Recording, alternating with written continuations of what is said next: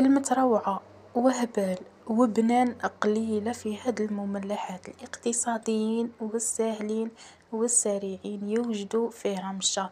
في ريسيبيون ديريلي 3 كيسان تاع الفرينة مع نص كاس تاع الزيت، بسيهم مليح مليح بيدك وزيدي عليهم مغرف كبيرة تاع خميرة الخبز مع مغرف كبيرة تاع سكر، خلطيهم مليح وزيدي عليهم الملح قد مغرفة صغيرة، خلطيهم وكملي لمي العجينة تاعك بالماء يكون دافي، تديلك واحد الكاس تاع الماء دافي، لموها ونتحصلوا على عجينة تكون طرية. نروح نعجن العجينة تاعي شوية ونخليها تختمر مدة نص ساعة حتى لساعة.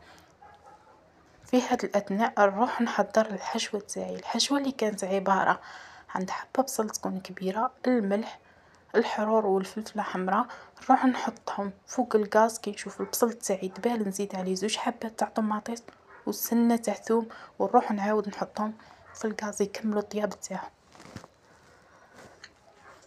بعد ما طابت لي الحشوة تاعي والعجينة تاعي اختمرت لي، نجيب هنا نقسمها على 2 ونحطها في البلا اللي مدهون غير بالزيت ونحلها، ما ديري لا فرينة الا والو. نحط هذاك الحشو تاعي ونزيد عليه الفرماج، قلت لكم اقتصادي، حشو اقتصادي.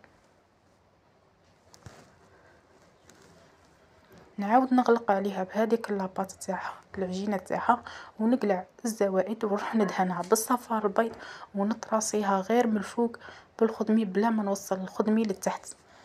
التزيين اختياري، انا هنا زينتها بالسانوج والشوفان، تقدر ديري جنجلان، قادره ديري اي حاجه واحده اخرى نتيا تفضليها.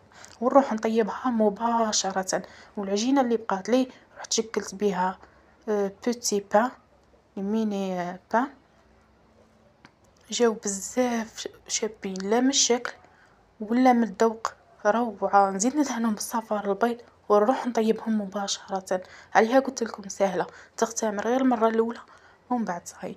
وانا درت لها الشوفان، السانوج، حبة الحلاوة وشوية زيتون أخضر. شوفوا لي هذا الجمال، شوفوا لي هذا الشكل الرائع، والبنة والخفية روعة البنات. هذه هي الوصفة تاع نهار اليوم.